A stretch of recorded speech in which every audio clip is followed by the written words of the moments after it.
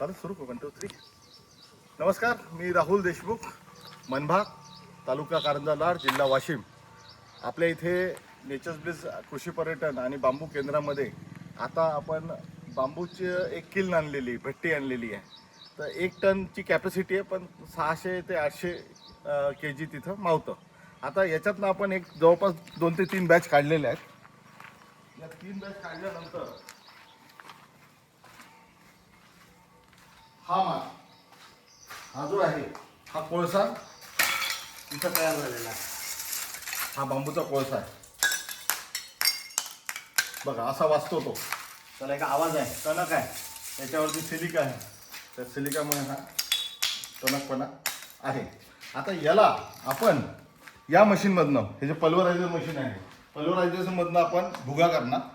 भुगा केल्यानंतर इथे आपण बाइंडर वापरून याला आपण मिक्स करणार. ही मिक्सर मशीन आहे आणि मिक्सर मशीन नंतर आपण इथं या बांबू चारकोलचे पॅलेट्स बनवणार.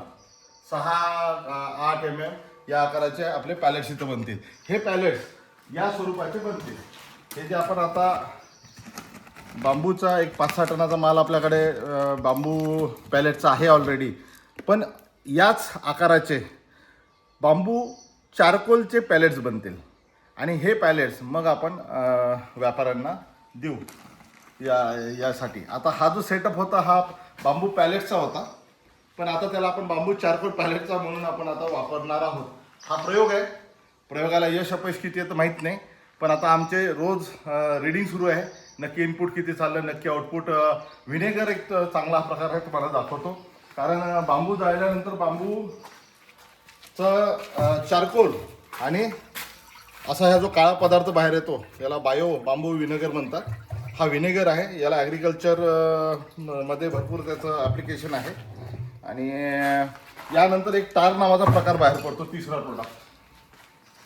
हा जो आहे, हा जो चिपचिपा प्रकार आहे, हा टार आहे. टार म्हणजे थोडक्यात आपला जो रोडवरचा टार असतो तोच टार आहे हा. पण हा बायो टायर आहे, तो केमिकल टायर आहे. बायो टायर असल्यामुळे याची ॲप्लिकेशन मग फार्मा आणि बाकीच्या इंडस्ट्रीमध्ये, कॉस्मेटिक इंडस्ट्रीमध्ये आहेत. तर अशा पद्धतीनं बांबू जाळल्यानंतर एक चारकोल, दुसरं बायो व्हिनेगर हा प्रोडक्ट निघतो आणि तिसरं बायो टार हा प्रोडक्ट निघतो. आता चारकोलपासून आपण पॅलेट्स बनवणार, म्हणजे बार्बिक्यूसाठी आणि ते स्मोकसाठी बाकीचे जे ॲप्लिकेशन आहे गल्फ कंट्रीमध्ये. आणि तुम्हाला माहीत असेल साऊथ कोरियामध्ये हॉटपॉट खातात, म्हणजे गरम एक उबलतं भांडं असतं, त्यात ते सगळे नूडल्स टाकतात आणि खातात.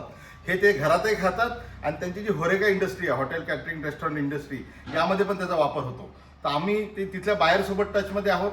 आता प्रयोग करून त्यांच्या काही पॅरामीटर असतात, क्रायटेरिया असतात, त्यात बसण्याचा प्रयत्न करतोय आणि त्यानुसार त्यांनी रेट ठरवलेले आहेत. ज्या ग्रेडचा माल असेल, ABCD ग्रेड आहे साऊथ कोरियन स्टँडर्डनुसार, प्लस आपले जे मुंबईतले बायर आहेत त्यांचे सुद्धा काही एक्सपेक्टेशन आहेत कार्बन कंटेंटबद्दल आणि ॲश कंटेंटबद्दल, की यामध्ये सुद्धा ॲश कंटेंट असतो.